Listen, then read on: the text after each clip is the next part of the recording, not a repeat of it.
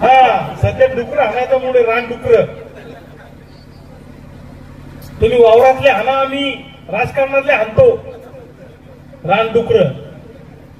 हे बी लय मस्ती आले ना राजकारणातले. बरोबर आहे का चूक आहे? बोलावं लागेल. या सरकारने निवडणुकीच्या पूर्वी आम्हाला सांगितलं, काय सांगितलं? तुम्ही आम्हाला निवडून द्या, तुमचा 7-12 कोरा कोरा कोरा. इथलं सगळं सांगितलं का?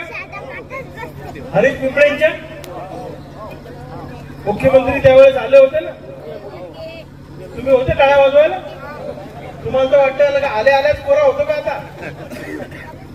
मग आता हरीश पिंपळे साहेब जर गावात आले तर विचारता का तुम्ही त्याला कोरा कोराचं काय झालं? मायच्या एखादी हिंमत नाही विचारायची. तुम्ही ते वाजवत आणता गावात, आणता की नाही? या आमदार साहेब आमच्या गावात, आमच्या बापाची तुम्ही जिरवली, आमची बी तुम्ही झाला, चला आमच्या गावात वाजवत. लक्षात घ्या, गावगाड्यातल्या सामान्य शेतकऱ्यांनी जर या लोकप्रतिनिधींना, नेत्यांना गावबंदी केली तर तुम्हाला सांगतो हे कर्जमुक्ती केल्याशिवाय राहणार नाही. पण त्याच्यासाठी तुम्हाला पुढाकार घ्यावा लागेल. लेकरू रडल्याशिवाय जशी त्याची माय त्याला दूध पाजत नाही, तसं आपण बोंबलल्याशिवाय आपलं सरकार ऐकायला तयार नाही. लक्षात ठेवा, इंग्रजांच्या विरोधात लढणं सोपं होतं, कारण ती अवलाद गोरी होती, ओळखू येत होती. आपलाच कोणतरी बसलाय तिथं, ओळखू येत नाही. हे आपल्यात येऊन बसले तरी समजत नाही हे आपला एका विरोधातला आहे. बरोबर आहे का चूक आहे? म्हणून लढणं कठीण झालंय, पण हिंमत हारून चालणार नाही. लक्षात ठेवा, तुमच्या घरात साप निघला तर रविकांत तुपकरला फोन केला आणि मी बुलढाण्याहून इथे येईपर्यंत गाजीपूरला तो साप किमान 10 जणांना नसेल ना. साप तुम्ही मारायचा, फेकायला रविकांत तुपकर बुलढाण्याहून येईल. तुमच्या अकोल्याच्या जेलमध्ये मी लय खेप येतो. अकोल्याच्या जेलमध्ये सरे डॉन माझे मित्र झाले.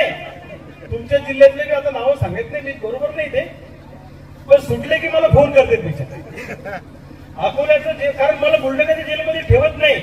मी तिथे आलो की गर्दी जमा होती ना, म्हणून ती मला अकोल्याच्या जेलमध्ये पाठवून.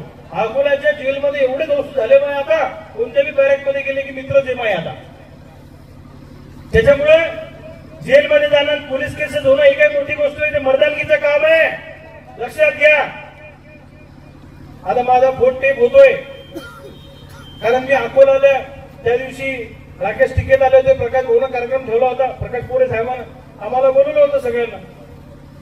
मी म्हटलं नेपाळ सारखं तुडू तुडू हाणतील लोक यायला, तेवढ्या मुद्द्यावरून मला फोन टेपिंग सुरू आहे.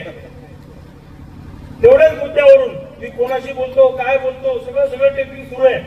मला काय गोदाला फरक पडतो त्याचा? मला काय फरक पडतो? मला काही फरक पडत नाही, कारण माझ्या काही भानगडी नाही. त्यामुळं तुम्हाला सगळ्या शेतकऱ्यांना आणि तरुण पोरांना विनंती आहे की भावांनो, एक संघ व्हा.